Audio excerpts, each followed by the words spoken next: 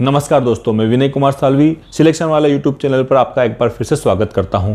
हमारी math series में मैं अभी आपको औसत के जो सवाल करवा रहा हूं, उसी सीरीज़ में आज मैं औसत के कुछ और क्वेश्चंस आपके लिए लेके आया हूं और आज हम इस औसत चैप्टर को फाइनली फिनिश कर देंगे और अगली बार कोई नया चैप्टर लेके आएंगे। इससे पहले कि मैं आज का ये फैंटास्टिक सेशन स्टार्ट करूं, मैं आपको एक बात बता देना चाहता हूं कि यदि आपने हमारे यूट्यूब चैनल को सब्सक्राइब नहीं किया है तो उसे सब्सक्राइब कर लीजिए तथा बेल आइकॉन को ऑन कर दीजिए ताकि हमारे आने वाले वीडियोज़ के नोटिफिकेशन आपको टाइम टू टाइम मिलते रहे। साथ ही डिस्क्रिप्शन बॉक्स में हमारे टेलीग्राम चैनल की लिंक दी गई है, उस पर जाके हमारे टेलीग्राम चैनल को भी जरूर सब्सक्राइब कर लेना ताकि हमारे पीडीएफ्स आपको टाइम टू टाइम मिलते रहें। चलिए अब हम ज़्यादा टाइम वेस्ट नहीं करते हुए आज का हमारा फैंटास्टिक सेशन स्टार्ट करते हैं। आज मैं आपके लिए एक से एक सवाल और कुछ अच्छे लेवल वाले सवाल लेके आया हूं जिनको हम हल करेंगे। जो किसी भी बुक में जाओगे, आप किसी भी संस्था में पढ़ने जाओगे तो आप उसको वो एक्स से ही करके बताएंगे, पर मैं आज आपके लिए एक यूनिक ट्रिक लेके आया हूँ। चलिए हम करते हैं आज के सवाल। पहला सवाल है, एक छात्रावास में 35 छात्र थे। यदि छात्रों की संख्या में 7 की वृद्धि की जाती है तो भोजन पर खर्च में प्रतिदिन 42 रुपए की वृद्धि होती है, जबकि छात्रों का औसत खर्च 1 रुपए कम हो जाता है। भोजन पर प्रतिदिन प्रारंभिक व्यय क्या था? दोस्तों पहले कितना खर्च होता था टोटल वो पूछा है। हम इसको कैसे हल करेंगे, देखिए पहले मैं थोड़ा बड़ा, क्योंकि आपको मुझे समझाना है, कॉन्सेप्ट क्लियर करना है, इसलिए मैं आपको डिटेल में समझाता हूं। पहले कितने छात्र थे? 35 छात्र थे। अभी 7 छात्र और आ गए। पहले छात्र थे 35, पहले छात्र थे 35, 7 छात्र और आ गए हैं, मतलब अब कितने हो गए हैं? 42। क्या बोल रहा है? अभी पहले 7 छात्र के आने से क्या हुआ? 42 रुपए का खर्चा बढ़ गया है। अभी खर्चा कितना बढ़ गया है? 42 रुपए। एक्स्ट्रा खर्चा कितना हो रहा है? 42 का। अब ये यूं बोल रहा है कि इनके आने के बाद जो औसत खर्चा है वो 1 रुपए से कम पड़ गया। अब औसत किस पे निकाला गया होगा? अब औसत निकाला गया होगा इस 42 का भाग देके, मतलब इन 42 का भाग देने पर वो 1 कम आ रहा है, मतलब 42 बार 1 कम है। मतलब कितना कम लाए हैं ये साथ में? ये इनके साथ में 1-1 रुपया कम लाए हैं। ये 1-1 रुपया अगर कम नहीं लाते तो पूरे 42 रुपए साथ में और लाते तो एवरेज में कोई फर्क नहीं पड़ता। तो हम क्या करेंगे? एवरेज में कोई फर्क नहीं पड़ता, मतलब वो कितना लाना था? 42 तो ये साथ में लाए हैं, 42 रुपए और इनको साथ में लाने थे, मतलब इनको कितने लाने थे? 84 रुपए अगर ये लाते तो पूर्ववत आपका औसत बना रहता। मतलब कितने लोगों को 84 रुपए लाने थे? 7 लोगों को। ये पहले का औसत आ गया है और पहले के औसत में अगर मैं टोटल छात्रों का गुणा कर दूं, पहले जो औसत था वो आ गया है और टोटल छात्रों का गुणा करूंगा तो टोटल खर्चा जो होता था वो आ जाएगा। 35 का गुणा कर देना है, 7 पंजे 35 होता है और 84 में 5 का मल्टीप्लाई करूंगा। मैंने बताया था 5 का जब मल्टीप्लाई करते हैं संख्या को आधी कर देते हैं, संख्या को आधी करके 1 जीरो लगा देते हैं तो क्या हो जाएगा? 420। मतलब पहले कितना खर्च होता था? 420 रुपए। उम्मीद करता हूं ट्रिक बड़ी ही पसंद आई होगी। यदि ट्रिक पसंद आई हो तो वीडियो को पूरा अंत तक देखना, आपको और भी ट्रिक्स मिलेगी और इस चैप्टर को और हमारे जो पहले औसत वाले चैप्टर हुए हैं उनको आप अगर ध्यान से देखोगे तो कभी भी एवरेज के सवाल को आप गलत नहीं करोगे। चलिए अब हम इसको आगे, यदि आपको नहीं समझ में आया हो, क्योंकि ये ट्रिक पहली बार मैंने YouTube के इतिहास में बताई है, इसलिए मैं आपको एक बार और बता देना चाहता हूं कि पहले 35 लड़के थे, 7 बढ़ गए, अब 42 हो गए। 42 के आने से कितने खर्चे में वृद्धि हुई है? टोटल खर्चे में 42 की वृद्धि तो हो गई है, मतलब 42 रुपए ये साथ में लेके आए हैं, लेकिन एवरेज में 1 रुपया कम पड़ गया। नया जो एवरेज निकला होगा वो 42 पे निकला होगा, इसलिए हमने क्या किया? जितना कम पड़ा उसका मल्टीप्लाई कर दिया। मतलब ये 42 रुपए अगर और लाते, यदि ये 42 रुपए और लाते तो पहले वाला जो एवरेज था वो कम नहीं पड़ता, वो जस का तस रहता। तो हमने उसको जस का तस बनाने के लिए उसमें 42 रुपए और जोड़ दिए। मतलब इनको कितना ला? 7 जने जो आए थे इन्होंने 42 तो लाए थे, इनको लाने कितने थे? 84 रुपए लाने थे। 84 रुपए 7 लोगों को लाने थे, मतलब एक को कितना लाना था? इतना लाना था। हमने ये पहले वाला एवरेज निकाल लिया है, क्योंकि एवरेज जैसा का तैसा रहता अगर इतना लाते तो, मतलब ये पहले वाला एवरेज आ गया है। अब पहले वाले एवरेज में अगर हम टोटल छात्रों का मल्टीप्लाई कर देंगे तो टोटल खर्चा आ जाएगा, इसलिए हमने इसमें 35 का मल्टीप्लाई कर दिया। 7 से मैंने काटा, 5 बार कट गया, इसको मल्टीप्लाई करके 420 आपका आंसर आ गया। अब तो आपको बड़ी ही अच्छी तरह से ये सवाल समझ में आ गया होगा। अब हम 1-2 सवाल और करेंगे इस टाइप के। अब हम अगले प्रश्न की ओर बढ़ते हैं। आपका अगला प्रश्न है, एक छात्रावास में 50 छात्र हैं। पहले कितने छात्र हैं? 50। छात्रों की संख्या में 10 की वृद्धि हो गई, अब कितने छात्र हो गए? 60।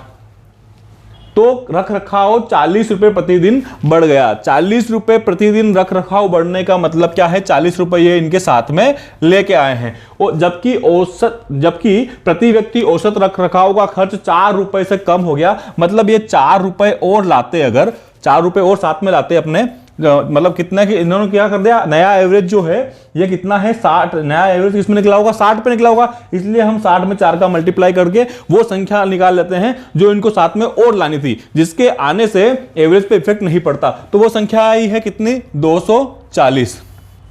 ये 240 हम इसमें ऐड कर देते हैं। अब क्या आएगा? 280। मतलब यदि ये 10 लड़के आए हैं, ये अपने साथ में 280 रुपए लेके आते तो खर्चा जो औसत है वो इफेक्टेड नहीं होता। तो हम क्या करेंगे? 10 लड़कों को 28 रुपए लाने थे, मतलब 280 रुपए लाने थे। 10 लड़कों को 280 रुपए लाने थे, तो एक को कितने लाने हुए? 28। तो पहले कितने लड़के थे? 50। हमें पहले वाला निकालना है, इसलिए 50 का मल्टीप्लाई कर दिया। एक जीरो से एक जीरो कैंसिल। जब मैं 28 में 50 का मल्टीप्लाई करूंगा तो मैंने आपको ट्रिक बताई थी, 5 में मल्टीप्लाई करना हो तो हम इस संख्या को आधी कर देते हैं। इसको मैं आधी करूंगा तो आएगा 14 और एक जीरो लगा देते हैं, एक जीरो ये और एक जीरो ये, मतलब 1402। बी वाला जो ऑप्शन है यही आपका सही आंसर है। उम्मीद करता हूं अब आपके इसके फंडे क्लियर हो गए होंगे, क्योंकि क्लियर होंगे फंडे तभी गड़ेंगे झंडे। चलिए अब हम अगले प्रश्न की ओर बढ़ जाते हैं। आपका अगला प्रश्न है, एक छात्रावास में 100 छात्र थे, 20 छात्रों के बढ़ जाने से क्या हो गया? 100 छात्र थे, 20 छात्र बढ़ गए, मतलब कितने हो गए? 120। व्यय 10 रुपए घट गया। व्यय जो है वो 10 रुपए घट गया, मतलब 10 रुपए एवरेज में घट गया है। आपको मतलब 1200 रुपए और साथ में लेके आने थे, और अभी जो इनके आने से खर्चा बढ़ा है वो कितना बढ़ गया है? टोटल में 5000 की वृद्धि हो गई है। टोटल में 5000 की वृद्धि हुई है, लेकिन एवरेज कम होने की वजह से मतलब वो 1200 रुपए कम लेके आए हैं। मतलब उनको टोटल कितने साथ में लाने थे? 6200 रुपए साथ में लाने थे। कितने लोगों को लाने थे? 20 लोगों को लाने थे। 20 नए बंदे आए हैं, और अभी पहले कितने थे? 100 थे। ये आपके पहले वाला खर्चा निकालना है, इसलिए 100 का मल्टीप्लाई कर रहे हैं। यदि हमको निकालना होता है कि नया खर्चा कितना है, तो हम वापस इसमें 120 का ही मल्टीप्लाई कर देते हैं। चलिए अब हम इसमें जो जीरो से एक जीरो काट देते हैं और 2 से इसको काटेंगे, आएगा कितना? 3100 और एक जीरो यो, मतलब 31,000।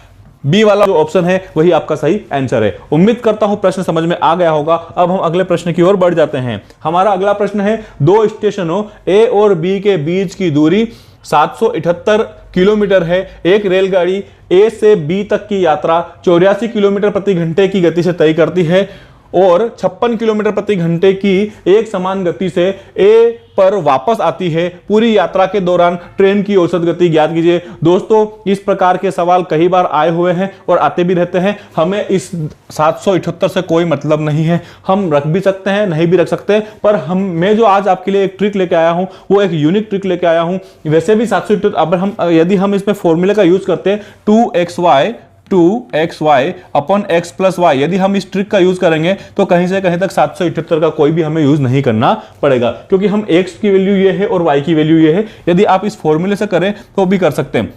मैं इसी फॉर्मूले से करूंगा, पर मैं थोड़ी सी ट्रिक चेंज करके करूंगा। इससे देखिए मैं क्या करता हूं, ये एक स्पीड जो दी है वो दी है 84, फर्स्ट वाली स्पीड दी है। दूसरी वाली जो स्पीड दी है वो दी है 56। ये जाने वाली स्पीड है, ये आने वाली स्पीड है। मैं ये देखूंगा कि इसका रेशो क्या है। मैं इसको काट के इसका एक रेशो निकाल लेता हूं। इसका रेशो यदि मैं इसको 28 से काटूं, यदि मैं इसको 28 से काटूं तो ये 3 बार कट जाएगा, और इसको 28 से काटूं तो ये 2 बार कट जाएगा। कितनी बार कट जाएगा? 2 बार। मतलब इनकी जो गति है उनका रेशो क्या रहा है? 3:2। देखिए दोस्तों, मैं इसमें भी आपको रेशो की ट्रिक से करा के बता रहा हूं। चलिए अब इसको क्या करना है, हमें करना है अब x की जगह हमें क्या लिखना है? 3, और y की जगह क्या लिखना? 2। अब क्योंकि छोटी संख्या है इसलिए गुणा भाग आसानी से हो जाएगा, इसलिए मैं इस फॉर्मूले का यूज करवा रहा हूं। तो 2xy में क्या कर दूंगा मैं? 2 × 3 × 2 और फिर अपॉन में हो जाएगा 5। ये हो जाएगा 3 दूना 6 और दूना 12/5। 12 में 5 का मल्टीप्लाई डिवाइड देना है, डिवाइड देने में क्या करेंगे हम, 12 को डबल कर देंगे, 24 हो जाएगा और एक पॉइंट लगा देंगे, मतलब 2.4 आपकी औसत गति आ गई। यदि 3 की स्पीड से जाता और 2 की स्पीड से आता तो औसत गति होती 2.4, मतलब 2.4, या तो मतलब ये भी 2.4 हो गया, ये भी 2.4 हो गया, दोनों को हमने क्या कर लिया 2.4। अगर मैं यहां लिखूंगा तो मुझे कम करना पड़ेगा, यहां लिखूंगा तो बढ़ाना पड़ेगा, तो मैं बढ़ाने वाले को प्रीफर करता हूं क्योंकि जोड़ना ज्यादा आसान होता है घटाने से। तो मुझे दिख रहा है कि देखो 2 को मैं कहां तक ले गया हूं, 2.4 तक ले गया हूं, मतलब कितना बढ़ाया मैंने, 0.4 बढ़ाया, मतलब 0.4 कुल मिला के 2 जो है ये कहां पे पहुंच गया, 2.4 पे पहुंच गया है। अब देखिए हमको क्या निकालना, 2 की वैल्यू वास्तव में क्या थी 56। अगर 2.4 हो गया मतलब 56, अगर 2 की वैल्यू, यदि 56 पहले 2 था, एवरेज 2.4 आया है, तो मुझे यहां पे 2.4 का इसमें मल्टीप्लाई कर देना है। मैं जब इसको काटूंगा मैं इसको काट देता हूं, ये 1.2 आएगा, मुझे 56 में 12 का मल्टीप्लाई ही करना है बस अब, और मेरा आंसर आ जाएगा। मैं तो 12 का मल्टीप्लाई करता हूं, 12 छंग 72 होता है, मैं लिख देता हूं 2, हासिल का हो गया 7, 12 5 60 और 7 हो गया है 67, और ये एक पॉइंट है, यहां पे मैंने पॉइंट लगा दिया, ये आपका आंसर आ चुका है। यही आपका सही आंसर है जो है 67.2। ए वाला ऑप्शन बिल्कुल सही ऑप्शन है। उम्मीद करता हूं प्रश्न समझ में आ गया होगा, और ये यूनिक ट्रिक जो मैंने YouTube के इतिहास में पहली बार बताई है आपको, ये भी आपके समझ में आ गई होगी। आपको पूरे फिगर का उपयोग करने की जरूरत नहीं है, ना तो आपको 84 में 56 का मल्टीप्लाई करने के 2 का मल्टीप्लाई करके उनका भाग देने की जरूरत है। आपको बस एक रेशो निकाल लेना है, रेशो में वही फॉर्मूला पुट कर देना है, और फिर आपको देख लेना छोटा वाला जो फिगर है उसका जो रेशो आया था उसको उसमें बटे में लिख के जो फिगर आया उसका मल्टीप्लाई कर देना है, आपका आंसर आ जाएगा। चाहे कोई सी भी संख्या हो, कोई फर्क नहीं पड़ना है, आप हर जगह ये ट्रिक लगा सकते हैं। उम्मीद करता हूं प्रश्न समझ में आ गया होगा, और ट्रिक भी बड़ी मजेदार लगी होगी। दोस्तों ये जो ट्रिक 2 मैंने अभी बताई है, इसके पहले वाले सवाल की और इस सवाल की, YouTube के इतिहास में पहली बार मैंने आपको बताई है। चलिए अब हम आगे बढ़ जाते हैं। हमारा अगला प्रश्न है, एक क्रिकेट मैच में पहले 10 ओवर में रन रेट केवल 3.2 थी। पहले 10 में रन रेट कितनी थी, 3.2। यदि 282 रन के लक्ष्य को पूरा करना हो तो शेष 40 ओवर में कितने रन बनाने हैं। दोस्तों बहुत ही सिंपल सवाल है। कितने रन बनाते हैं, 282 रन बनाने हैं, 282 रन इसको बनाने हैं, और शुरू के 10 ओवर में कितने बनाए इसने, ओवर में रन रेट कितनी 3.2 थी, 3.2 का जब मैं इसमें 10 में मल्टीप्लाई करूंगा तो आएगा 32, मतलब 32 रन ये बना चुके हैं। अब इनको बनाने कितने हैं, अब इनको बनाने हैं 250 रन, और वो 250 रन कितने ओवर में बनाने हैं, 40 ओवर में। मतलब मैं अगर 25 में 4 का भाग देता हूं तो आता है 6.25। यही आपका सही उत्तर है, ए वाला ऑप्शन सही है। उम्मीद करता हूं प्रश्न समझ में आ गया होगा। प्रश्न में समझाने जैसा कुछ भी नहीं है, बस इसमें ये सवाल यहां पे इसलिए आया है क्योंकि यहां पे ओवर में ये जो ये रन रेट दे रखी है ये औसत में दे रखी है, इसलिए औसत वाले सवालों में इसको इंक्लूड किया गया है। बाकी ये एक संख्यात्मक प्रश्न है, इसको आप आराम से कर सकते हैं। चलिए अब हम अगले प्रश्न की ओर बढ़ जाते हैं। हमारा अगला प्रश्न है, एक बल्लेबाज अपनी 51वीं पूर्ण पारी में कुछ रन बनाता है जिससे उसका औसत 59.6 से बढ़कर 60 हो जाता है। बल्लेबाज द्वारा 51वीं पारी में बनाई गई रन संख्या कितनी है। 51वीं पारी में कितने रन बनाए हैं वो निकालना है, मतलब लास्ट वाली पारी में उसने कितने रन बनाए हैं। जब भी ऐसा प्रश्न आता है तो हम क्या करते हैं, पहले वो 50 पारी खेल चुका था, 50 पारी का एवरेज उसने दे रखा है कितना, 59.6 दे रखा है। अब वो 51वीं पारी खेला है तो उसने कुछ रन बनाए हैं, तो उससे क्या हो गया है, एवरेज कितना हो गया 60। हमने मान लिया कि 51वीं पारी में उसने 60 रन बनाए थे, पर 60 रन से क्या हो रहा है, ये जो अंतर आ रहा है, ये अंतर कितना आ रहा है, ये अंतर आ रहा है 0.4 का। ये 0.4 का अंतर क्यों आया, क्योंकि 51वीं पारी में उसने कुछ ज्यादा रन बनाए होंगे, तो ये 0.4 का हम 50 में मल्टीप्लाई कर देते हैं। 0.4 का जब मैं 50 में मल्टीप्लाई करूंगा तो कितना आएगा, 0.4 का 50 मल्टीप्लाई करूंगा तो आएगा 20, मतलब 20 रन इसने इसमें ज्यादा बनाए हैं। आपके आंसर आ गया है 70, जो है बी वाला ऑप्शन। उम्मीद करता हूं प्रश्न आपके बड़ी ही अच्छी तरह से समझ में आ गया होगा और क्लास भी दमदार लग रही होगी। अब हम अगले प्रश्न की ओर बढ़ जाते हैं।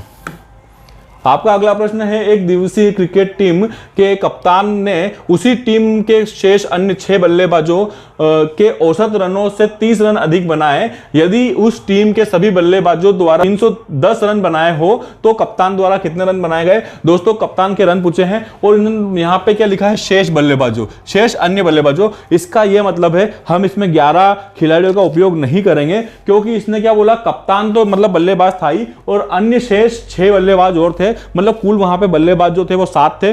जो रन बने हैं वो 7 ने बनाए हैं, बाकी पूरी टीम का यहाँ पे उपयोग हमें नहीं करना है। मतलब 7 लोगों ने कितने रन बनाए हैं मिलके, 7 लोगों ने रन बनाए हैं 310, और बल्लेबाज ने कितने रन ज्यादा बनाए उन सबसे, 30 रन ज्यादा बनाए हैं। मतलब अगर मैं 310 में से मैं अगर 30 कम कर दूं तो कितना आएगा, तो मेरे आएगा 280। मतलब ये 280 रन जो है सब में बराबर बराबर बटे हैं। बल्लेबाज के रन हमने निकाल दिए, मतलब 7 लोगों ने कितने बराबर बराबर बांटे हैं। बल्लेबाज ने जो ज्यादा रन बनाए थे वो हमने निकाले हैं, पूरे रन नहीं निकाले हैं। बल्लेबाज ने 30 ज्यादा निकाले थे, 30 रन ज्यादा बनाए थे, तो हमने 30 इसमें से निकाल दिए हैं। अब ये 280 जो है सब में बराबर बढ़ जाएगा और फिर से बल्लेबाज के रन निकालना है, इसलिए मैं अब वापस से 30 को यहां पे जोड़ देता हूं। 7 चौक 28, ये आएगा 40, 40 और 30 हो गया 70। बी वाला ऑप्शन सही उत्तर है। उम्मीद करता हूं प्रश्न आपको बड़ी अच्छी तरह से समझ में आ गया होगा। अब हम अगले प्रश्न की ओर बढ़ जाते हैं। हमारा अगला प्रश्न है, एक बल्लेबाज की 11 पारियों के रनों का एक निश्चित औसत है। 12वीं पारी में उसने 129 रन बनाए, तत्पश्चात उसके रनों का औसत 9 रन बढ़ गया। उसकी 11वीं पारी में औसत, दोस्तों यहां पे क्या पूछा है, 11वीं पारी में औसत पूछा, 12वीं पारी में नहीं पूछा। इसके पहले जो सवाल था उसमें जो उसने क्या पूछा था कि 51वीं पारी, मतलब जो लास्ट वाला गेम उसने खेला था उसके बाद उसका औसत पूछा था, और इस बार उसके पहले ही इसने औसत पूछा। दोनों में थोड़ा सा डिफरेंस है। हम क्या करेंगे, 11वीं पारी के औसत रन कुछ थे, उन्होंने कुछ रन बनाए थे। 12वीं पारी में उसने कितने रन बना दिए, 12वीं पारी में उसने बना दिए 129 रन, 129 रन बना दिए। अब रनों का औसत कितना बढ़ गया है, रनों का औसत कितना बढ़ गया, 9। ये रनों का औसत कब निकला होगा, 9, जब उसने 12वीं पारी खेली। 12वीं पारी खेली मतलब 12 में हर 12वीं पारी खेली, मतलब हर एक 12 के पास इसने कितने कितने दिए, 9 अधिक दे दिए हैं। मतलब मुझे क्या करना है, 12 में 9 का मल्टीप्लाई करके माइनस कर देना है। तो क्या हो जाएगा, 129 माइनस 12 नाम 108 होते हैं। माइनस कर देता हूं, कितना आएगा, ये आएगा 21। मतलब उसने जो था 11 पारियों में उसके औसत रन कितने थे, 21 थे। उम्मीद करता हूं प्रश्न समझ में आ गया होगा। यही अगर वो पूछता कि 12वीं पारी के बाद, मान लो यही अगर वो पूछ लेता कि 12वीं पारी के बाद उसका औसत कितना है, तो हम इतना नहीं करते। हम क्या करते, 129 में माइनस तो करते, पर यहां 12 की जगह हम 11 ही लिखते। हम क्या लिखते, 11 × 9 लिखते, बस हमारा आंसर आ जाता। तो क्या हो जाता, 129 माइनस यह मल्टीप्लाई करूंगा आएगा 99। 129 में से मैं 99 माइनस करूंगा तो आएगा 30। देखिए दोस्तों, पहले उसका एवरेज जो था वो 21 था, अब 9 बढ़ के 30 हो गया है। इसका मतलब हमारा प्रश्न सही है। उम्मीद करता हूं प्रश्न की जो गहराई है और मेरी बात की जो गहराई है, मेरी भावनाएं जो है उसको आप समझ रहे होंगे। अब हम अगले प्रश्न की ओर बढ़ जाते हैं। हमारा अगला प्रश्न है, एक कार, जीप और ट्रैक्टर की गति के बीच का अनुपात क्रमशः 3:5:2 है। जीप की गति ट्रैक्टर की गति की 250% है, जो 12 घंटे में 360 किलोमीटर चलता है। कार और जीप की औसत गति कितनी है। दोस्तों मैं इसको कैसे हल करूंगा, देखिए ये जो लाइन दे रखी है तो बकवास दे रखी है। आप देखो ये क्या है, इसमें पहले हम अनुपात देख लेते हैं। एक कार है, एक जीप है और एक ट्रैक्टर है। एक ट्रैक्टर है, कार है, जीप है और ट्रैक्टर है, और इनका रेशो क्या दे रखा है, 3:5:2। दोस्तों अब ये बात बकवास इसलिए बोली मैंने क्योंकि ये 250% दिया है। ये देखो, अब जब हम ये देखेंगे तो 2.5 गुना है, 2.5 गुना होने का मतलब ही 250% है। ये केवल आपका टाइम वेस्ट करने के लिए दी गई लाइन है, इसका कोई भी इफेक्ट नहीं पड़ने वाला है। रेशो का मतलब ही 250% है, क्योंकि 5 जो होता है वो 200 2 का 250% होता है। चलिए अब हम क्या देखेंगे, 12 घंटे में ट्रैक्टर कितना चलता है, 12 जो लिखा है यहाँ पे, क्या लिखा, जो का मतलब ट्रैक्टर। जो कौन है, ये जो का मतलब क्या है, ट्रैक्टर। मतलब ट्रैक्टर जो है वो 12 घंटे में 360 किलोमीटर चलता है। मैं 1 घंटे में चली हुई दूरी निकाल लेता हूं, 360 में 12 का डिवाइड दे देता हूं, कितना आएगा, 12 36 होता है, 30। मतलब वो ट्रैक्टर की स्पीड जो है वो कितनी है, 30 है। अब मुझे बताइए आप कि क्या पूछा है इसने पूछा है कार और जीप की औसत चाल। 3 और 5 का एवरेज क्या होगा, दोनों के बीच की संख्या। 3 और 5 का एवरेज क्या होगा, दोनों के बीच की संख्या, और दोनों के जो बीच की संख्या है वो क्या है, 4। हमारे पास 2 की वैल्यू है और 4 की पूछी है। 2 की वैल्यू 30 है तो 4 की वैल्यू क्या होगी, 60 होगी। 4 की वैल्यू 60 होगी, मतलब दोनों की एवरेज जो स्पीड है वो 60 किलोमीटर है। उम्मीद करता हूं प्रश्न बड़ी ही अच्छी तरह से आपको समझ में आ गया होगा और टेक्निक तो समझ में आ ही रही होगी। आप इसको लाइक भी करेंगे और कमेंट भी करेंगे, ऐसी मेरी उम्मीद है। यदि आप इस वीडियो को पूरा देखेंगे तो आज के बाद औसत में आपको कोई भी समस्या नहीं आने वाली है। चलिए अब हम अगले प्रश्न की ओर बढ़ जाएंगे। हमारा अगला प्रश्न है, किसी मेस में 40 विद्यार्थी है। यदि विद्यार्थियों की संख्या में 10 की वृद्धि होती है तो कुल मासिक व्यय, ये व्यय है, कुल मासिक व्यय है, क्या है ये, व्यय में 2000 की वृद्धि होती है तथा प्रति विद्यार्थी का मासिक औसत व्यय वही ये भी वही है दोस्तों, यहाँ पे टाइपिंग मिस्टेक हुई है, आप दोनों जगह इसको सही कर लेना। औसत मासिक औसत व्यय 200 रुपये कम हो जाता है तो पहले मेस में कुल कितना मासिक खर्च होता था। दोस्तों जो फर्स्ट सवाल हमने किया था सेम वैसा ही सवाल है, बस इसमें संख्या चेंज कर दी है। देखिए पहले 40 विद्यार्थी थे, 10 बढ़ गए, मतलब कितने हो गए हैं, 50 विद्यार्थी हो गए हैं। और 40 विद्यार्थी 10 जो बड़े हैं, ये 10 विद्यार्थी बड़े हैं, ये 10 इनके साथ कितने रुपए लेके आए हैं, 2000 रुपए तो इनके साथ लेके ही आए हैं। पर एवरेज में इन्होंने कितने की कमी कर दी है, 200 रुपए की कमी कर दी है। एवरेज में 200 की कमी कर देने मतलब ये इनको साथ कितने रुपए और लाने थे ताकि एवरेज में कमी नहीं हो, वो संख्या हम निकालनी है यहाँ पे। तो ये 3 जीरो तो यहाँ पे हो ही गई है, और 5 दूना 10, मतलब 10,000 रुपए अगर ये और लेके आ जाते, 10,000 रुपए खर्चा और बढ़ाते, 2,000 तो बढ़ा, ये 10,000 और बढ़ जाता, तो एवरेज में कोई भी कमी नहीं आती। मतलब मैं इसमें 10,000 जोड़ देता हूं, ये 10,000 में जब जोड़ूंगा तो आएगा 12,000, मतलब 12,000 रुपए लाने थे कितने लोगों को, 10 लोगों को, तो हर एक आदमी को 1200 रुपए लाने थे। और 1200 रुपए पहले का भी एवरेज है, तो पहले का एवरेज 1200 था और 40 विद्यार्थी थे, हमने 40 का मल्टीप्लाई कर दिया। जब मैं काटूंगा 12 और 12 चौक 48, मतलब 48,000 जो है ये खर्चा पहले होता था। वो ए वाला ऑप्शन बिल्कुल सही उत्तर है। उम्मीद करता हूं प्रश्न बड़ी ही अच्छी तरह से आपको समझ में आ रहे होंगे और आप इंटरेस्ट लेके इस वीडियो को देख रहे होंगे। अब हम अगले प्रश्न के ओर बढ़ जाते हैं। अगला प्रश्न है, एक कक्षा में 40 विद्यार्थी है जिनमें लड़कियों की संख्या लड़कों की संख्या से 16 अधिक है। यदि लड़कियों का औसत वजन 45 किलोग्राम हो एवं पूरी कक्षा का औसत वजन 47.7 किलोग्राम हो तो लड़कों की औसत वजन क्या है, लड़कों का पूछा है दोस्तों।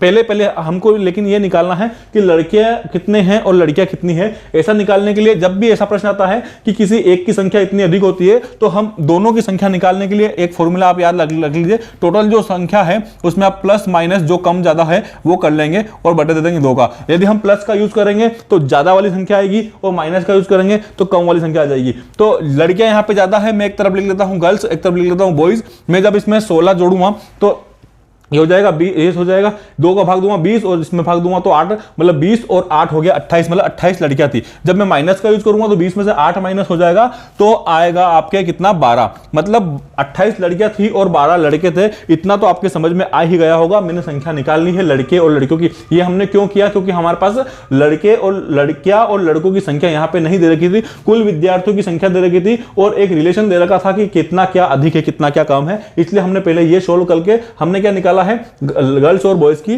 संख्या निकाली है। अब लड़कियों का जो औसत वजन दिया है, लड़कियों का जो औसत वजन दिया है वो कितना दिया है 45। दोनों मिला के कितने हैं, टोटल जो है वो कितने हैं 40 है। और 40 का जो औसत है, 40 का औसत हमें पूरी कक्षा का औसत दिया है यहाँ पे 47.5, 47.7 किलोग्राम।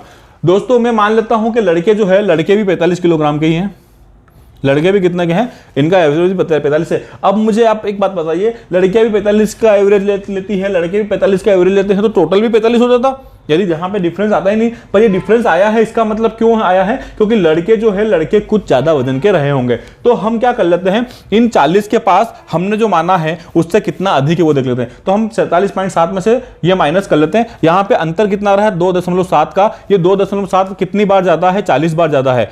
ये कितने में, बट ये कितने की वजह से आया है, ये इन 40 में नहीं है, ये केवल इन 12 के पास ही ज्यादा है। इसलिए हम क्या कर देंगे 12 का इसमें डिवाइड दे देंगे। अब हम इसको काटते हैं। अब जब हम इसको काटेंगे तो 4 से काट लेते हैं, 4 त्या 12 होता है और ये 10 हो जाएगा यहाँ पे। और जब मैं इसको काटूंगा, पेन चेंज कर लेता हूं, जब मैं इसको काटूंगा 27 को तो 9 बार जाता है, और लेकिन यहाँ पे पॉइंट था इसलिए मैंने यहाँ पे पॉइंट लगा लिया है। अब मुझे क्या करना है, अब मुझे करना है 9 का इस 10 में मल्टीप्लाई करना है। 9 का जब 0.9 का मैं 10 में मल्टीप्लाई करूंगा तो आएगा 9, मतलब यहाँ पे मुझे 9 और ऐड कर देना है। मैंने जो माना था 45, उससे 9 हमारा जो औसत है वो 9 ज्यादा है, मतलब बी वाला ऑप्शन ही आपका सही उत्तर है। उम्मीद करता हूं ट्रिक पे ट्रिक आपको समझ में आती जा रही होगी और मैं समझाता जा रहा हूं। इसी प्रकार के और भी सवाल समझने के लिए हमारे यूट्यूब चैनल को सब्सक्राइब करना ना भूलिएगा। यही आज का आपका आखिरी सवाल था। छोटी क्लास हम लेके आ रहे हैं आपके लिए, ताकि आप उसको पूरी देख सके, बीच में बोरिंग ना लगे आपको, इसलिए। और आज हमारा ये औसत वाला जो चैप्टर है ये समाप्त हो गया है। अब हम अगले सेशन में कोई नया चैप्टर आपके लिए लेके आएंगे। यदि आपको पसंद आ रहा है तो लाइक जरूर करिएगा और कमेंट भी करिएगा कि सर हमें आपका वीडियो पसंद आ गया है। आपके एक कमेंट से हमारी हौसला अफजाई हो जाएगी, हमारा उत्साहवर्धन होगा और फिर नए उत्साह के साथ हम आपके लिए नए वीडियोस लेके आते रहेंगे। इसी के साथ अब मैं आपसे विदा लेता हूं। जय हिंद, जय भारत, धन्यवाद।